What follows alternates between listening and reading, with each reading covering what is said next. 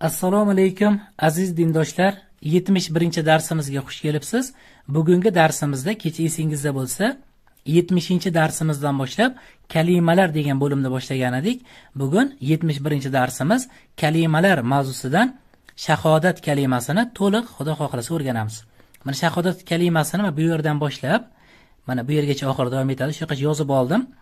Xudo xohlasa hozir birgalikda shuni to'liq sharhlaymiz hamda to'liq o'qilishini o'rganamiz. Birinchi navbatda mana bu yerdan boshlaymiz. Hozir ekranni yaqinlashtirib olaman. Shu yerdan boshlab birgalikda tahlil qilamiz. Ekranni yaqinlashtirib oldim. Endi birgalikda tahlil qilishni boshladik. Qaranglar, boshdan boshlab o'qiymiz. Ashhadu. Bitta hech qanaqa qoida yo'q, shunchaki harflarning maxrajiga e'tibor bersangiz bo'ldi. Ashhadu. Endi bu yerda an. Endi qarang, sukunlik nun harfidan so'ng l harfi va ro harflari kelib qolsa, sukunlik nun harfini o'sha harflarga o'zgartirib g'unnasiz o'qiymiz. Qaysi qoida edi? G'unnasiz idg'om. Demak, bu yerda hozir sukunlik nun harfidan so'ng l harfi kelib qolgani uchun sukunlik nunni nimaga o'zgartirar ekanmiz? L harfiga o'zgartirib g'unnasiz o'qiymiz. Endi qarang, l ni o'ziga nisbatan qoidani aytsak, sukunlik nun harfidan so'ng l harfi kelib qolsa, sukunlik nun harfini l ga o'zgartirib g'unnasiz o'qiymiz. G'unnasiz idg'om degan qoida. Demak, bu sukunlik nunni o'rniga nima qilar ekanmiz? L. Shunda alla bo'ladi. Shunda ashhadu alla. Endi qaranglar, bitta l sukunlik, keyin la. Alla. Tushunarli? Endi qaranglar. Bu n o'rniga nima qo'yar ekanmiz? L qo'yar ekanmiz. Shunda alla bo'ldi. Endi bu yerda la degan so'zimiz cho'zib o'qiladi. Nega? Qaranglar.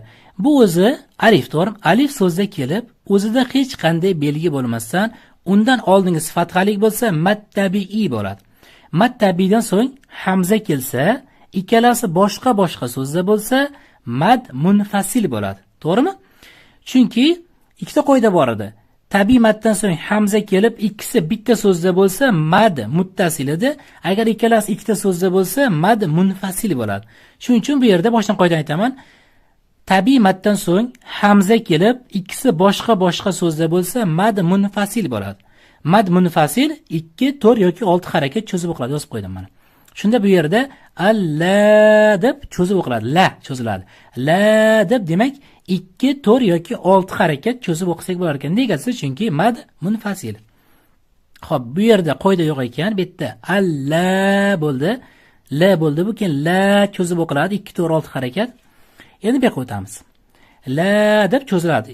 Diqqat qiling, bu yerda la 2, 4 yoki 6 harakat cho'ziladi. Endi bu yerda ilahada bitta mattabi'i bor. Chunki mana quyidagi belgichamiz sizga yaxshi tanish. Biz o'tganidek bu quyidagi belgichamiz alifga teng edi. Alif so'zda kelib, o'zida hech qanday belgi bo'lmasdan, undan oldingisi fathalik bo'lsa, mattabi'i bo'ladi. Mattabi'i degani 2 harakat cho'ziladi. Shunda ilaha. To'g'rimi? Shunaqa cho'ziladi. Endi keyingisi. Buni ham tushundik. Ilaha deb o'qilar ekan. Endi bu yerda illa. Mana birinchisi l harfi. Bu qism mana. Bu l. Birinchi l o'qiladi. Illa. Endi qarang. Bu yerda yana alif. Alif so'zda kelib, bunisi alif. Alif so'zda kelib, o'zida hech qanday belgi bo'lmasdan, undan oldingi sifatxalik bo'lsa, mattabi'i bo'ladi. Shunda mattabi cho'zilishi kerak aslida. Illa deb cho'zilishi kerak, lekin cho'ziq cho'zilmaydi. Nega? Chunki bizda qoida bor edi. Cho'ziq bilan tugagan so'z vasli hamza bilan boshlangan so'zga qo'shib o'qilsa, ya'ni qo'shib o'qiymiz hozir. Demak, cho'ziq bilan tugagan so'z vasli hamza bilan boshlangan so'zga qo'shib o'qilsa, cho'ziq cho'zilmaydi degan qoida bor edi. Demak, bu yerda bu alifni deb olib tashlasak bo'ladi. Chunki cho'ziq cho'zilmar ekan. Shunda illa bo'ladi. Endi vasli hamza so'z o'rtasida kelsa o'qilmaydi. Biz buni bilamiz, vasli hamza so'z o'rtasida kelsa o'qilmaydi. Keyin Alloh lafzining birinchi qismi bunisi o'qilmaydi. Shunda xulosa qilsak, biz mana bu yerda bu cho'ziq cho'zilmar ekan, vasli hamza o'qilmar ekan, bu ham o'qilmar ekan. Shunda illa deb to'g'ri bu a bilan birgalikda Alloh lafziga tushib olamiz o'rtasiga mana. Shunda illa. Endi shunda illal. Bitta ikkita la bor-ku. Shunda qarang, lal. Endi qarang. Bu yerda Alloh lafzi Alloh lafzi o'zidan oldingi so'zga fatha bilan ulansa, lo deb o'qiladi. Alloh lafzini lami. To'g'rimi? Bizda qoida bor edi. Alloh lafzi lami yo la o'qiladi yoki lo o'qiladi.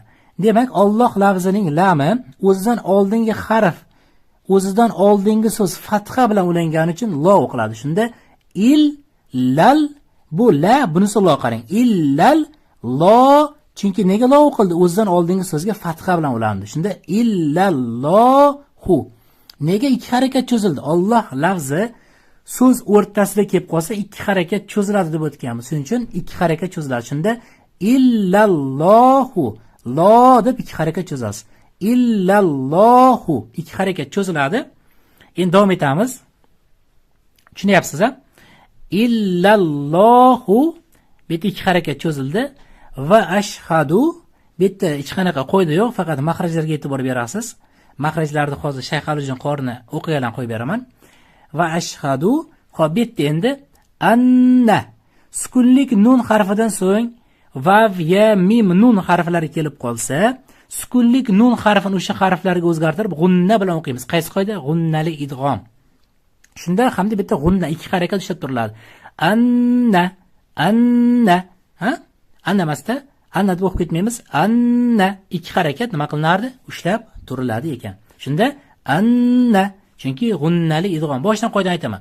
Sukunlik nun harfidan so'ng ya, vav, mim, nun harflari kelib qolsa, sukunlik nun harfini o'sha harflarga o'zgartirib g'unna bilan o'qiymiz. Anna, g'unnali idg'om. Xo'p, birinchi qismini o'qib bo'ldik. Endi shuni boshdan birgalikda o'qib ko'ramiz. Qarang, buni ikki harakat cho'zamiz. 2 4 6 o'qisa bo'ladi, hammasini ikki harakatdan cho'zamiz. Qarang. Ashhadu an la ilaha illalloh va ashhadu anna. Bo'ldi, shu qancha o'qidik? Anna. Mayda lolar ikki harakatdan cho'ziladi. Endi pasini qarang. Pasi. Xo'p, bu yerda muhammad bitta ma, sukunlik mim harfidan so'ng yana bitta mim harf kelib qolsa, ikkita mimni birlashtirib o'qiymiz g'unna bilan. Qaysi qoida? Idg'om shafaviyya. Ya'ni ki bitta ikkita mim-ku, birinchi sukunlik. Shuning uchun ikki harakat ushlab turamiz g'unna. Muhammadan. Endi qaranglar, bitta muhammadan. Nega n bildirib o'qilyapti? Chunki muhammadan n deb bildirib o'qiladi, n bildiriladi. Nega? Chunki mana qarang, bizda qoida bor edi, sukunlik nun harfidan so'ng 3 ta h, ayn, g'oyn, hamza kelsa, n bildirib o'qiladi. Shuning uchun bu yerda mana bildirib o'qiladi. Keyin mana shu bildirib o'qilish nima deyilardi? Izhor deyilardi. Keyin bu yerda alifchamiz o'qilmaydi, chunki an tanvini o'ziga bitta alif qo'shib yozilar edi. Xo'p, bu yerda qaysi qoida ekan? Izhor qoidasi, nimiz bildirib o'qilar ekan. Dan ni bildirib o'qiladi. Keyin bu yerda qaranglar, bu yerda b harfi. B harfining ustida sukun kelsa, i'ga moyil tebratilardi. Misol uchun qaranglar, osonroq so'z bilan tushuntirib beraman. Misol uchun mana tab degan so'z yozilgan. Mana shuni mahraj osonroq qaranglar. B harfining ustida sukun kelyapti, to'g'rimi? B harfining ustida sukun kelsa, i'ga moyil tebratiladi. Arab tilida yozish va o'qish darsining 14-darsi. Shunda bu b ni i'ga moyil tebratamiz. Ya'niki tabi, tabi. Ya'niki tabi emasda yoki tabi emas, mana i tebratiladi. Tabi, tabi. Ha, shunaqa tebratiladi. Bu yerda ham demak, b nima qilinar ekan? Usti sukun bo'lgani uchun i'ga moyil tebratiladi. Mana yozib qo'ydim, i'ga moyil tebratamiz. Ayrimlarini izohini tepaga, ayrimlarini pastga yozdim, chunki sig'may qoldi. Xo'p, asosiysi izoh yozildi. Bu yerda demak, i'ga moyil bimiz tebratilar ekan. Keyin duhu bitta ikki harakat cho'ziladi. Chunki bu nima? Kichkina vavcha biz Qur'onda o'tgan edi, kichkina vavchamiz mattabi'i edi. Hu deb ikki harakat cho'zamiz. Xo'p, bu yoq ketdi va endi bu yerda ro harfi. Ro harfimiz yo'g'on o'qiladi. Nega? Chunki biz ro harfida o'tdik. Ro harfining ustida fatha yoki domma kelsa, asosiy belgilari. Endi hamma qoidani aytib o'tirmayapman. Ro harfining ustida fatha yoki domma kelsa, ro harfi yo'g'on o'qiladi. Shuning uchun yo'g'on o'qiladi. Keyin su. Bu yerda vav so'zda kelib, o'zida hech qanday belgi bo'lmasdan, undan oldingisi dommalik bo'lsa, mattabi'i bo'ladi. Ikki harakat cho'zib o'qiladi. Su, keyin luhu, ana. Hamma qoidani Xudo xohlasa sharhlab chiqdik.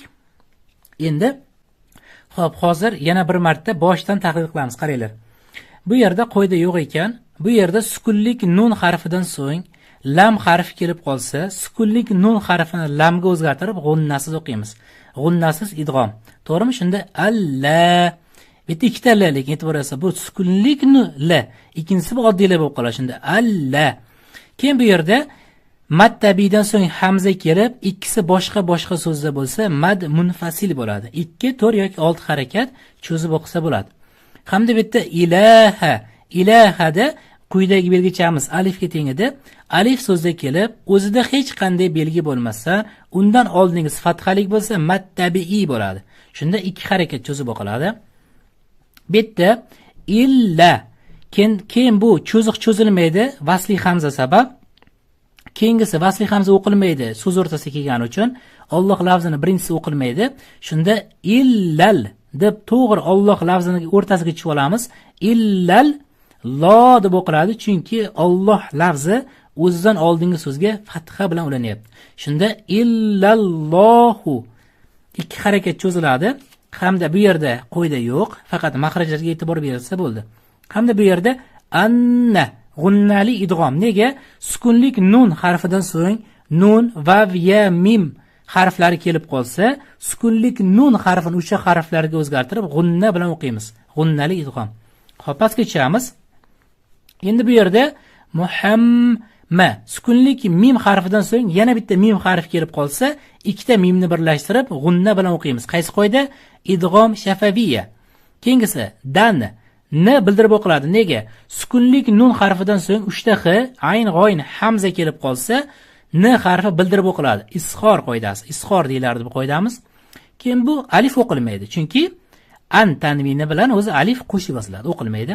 Bu yerda b harfi i'ga moyil tebratiladi. Tebratib o'qiladigan harflarga kiradi.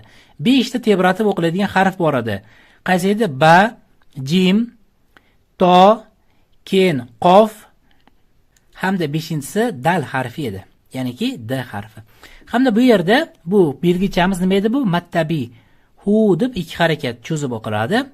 Xo'p, keyingisi bitta ro harfi yo'g'on o'qildi, chunki ustida fatha kelyapti. Vav harfi bitta cho'zib o'qiladi, ya'ni vav cho'zilmaydi. Bitta u cho'ziladi. Su deb. Nega? Chunki vav so'zda kelib, o'zi hech qanday belgi bo'lmasa, undan oldin dommalik bo'lsa, mattabiiy bo'ladi. Hamda mana shu qoidalardan tashkil topgan edi. Endi keling birgalikda bir eshitib ko'ramiz. Men ekranni menimcha uzoqlashtirib olganim yaxshiroq shekilli. Mana ekranni uzoqlashtirib to'liq holatda ko'rinadigan qilaman hozir. Sal to'g'rilab olamiz. Mana. Xo'p, sizga yaxshi ko'rinyapti degan umiddaman. Xo'p, mana bu yerdan boshlab hozir o'qiladi. Bu yerdan boshlab o'qiladi beqacha. Keyin pastki qism to bu qismgacha. Hozir birgalikda eshitamiz hamda kuzatamiz. Ashhadu an la ilaha illalloh va ashhadu anna Muhammadan abduhu va rasuluhu. Bu yerda e'tibor bersangiz, oxirida rasuluh deb to'xtalindi, chunki nega? Bizda oxirida qoidamiz bor edi. Agar masalan vaqf birinchi qoidaga ko'ra to'xtaydigan bo'lsak, dommani o'rniga nima qo'yardik? Dommani o'rniga sukun qo'yar edik. Ya'niki vaqf to'xtash qoidasiga ko'ra dommamiz sukunga o'zgartirilardi. Chunki oyat tugayapti. Ya'niki so'z tugayapti. So'z tugagan paytda fatha dommalarni o'rniga nima qo'yardik biz? Sukun harfini qo'yar edik. Yana boshqatdan eshitamiz.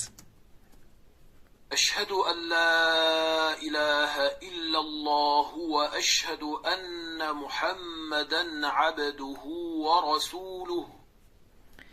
E'tibor bergan bo'lsangiz, ya'niki sukun bilan to'xtalindi. Xo'p, shuni yana ko'proq mashq qilasiz. Xudo xohlasa, men Shayx Alijon qorini o'qiganlarni yana Telegram kanalimizga tashlab beraman. O'shani yana ko'proq eshitish natijasida yana ham ko'proq mashq qilasiz, xudo xohlasa. Hozir yana bir marta, oxirgi marta qo'yib beraman. Shunday holatda shunga qarab o'zingiz bir xulosa qilib olasiz. Demak, eshitamiz. Ashhadu an la ilaha illalloh va ashhadu anna Muhammadan abduhu va rasuluhu. Bir marta eshiting, maytda ayrim qoidalar ko'rinmay qolibdi. Xo'p, mana yana bir marta hozir eshitamiz. Boshdan qarang.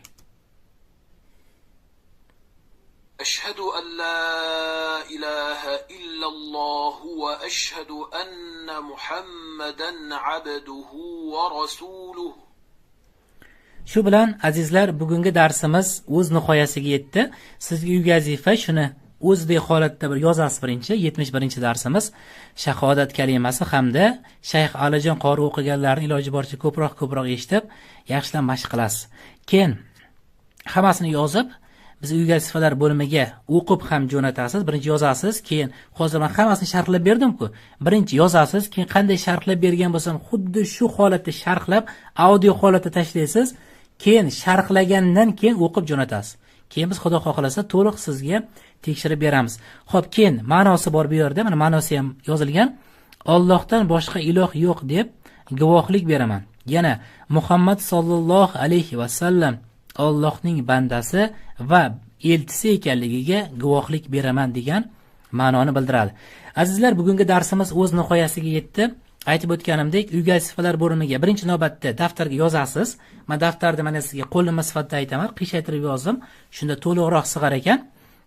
Birinchi navbatda daftarga yozasiz, keyin qanday holatda tushuntirib bergan bo'lsam, siz ham xuddi shunday holatda audio variant jo'natasiz, keyin o'qib jo'natasiz uyga vazifalar bo'limiga. Keyin biz uni Xudo xohlasa tekshirib beramiz, kamchilik va xatolaringizni aytamiz. Azizlar, salomat bo'lasizlar. Bugungi darsimiz shu yerda o'z nihoyasiga yetdi.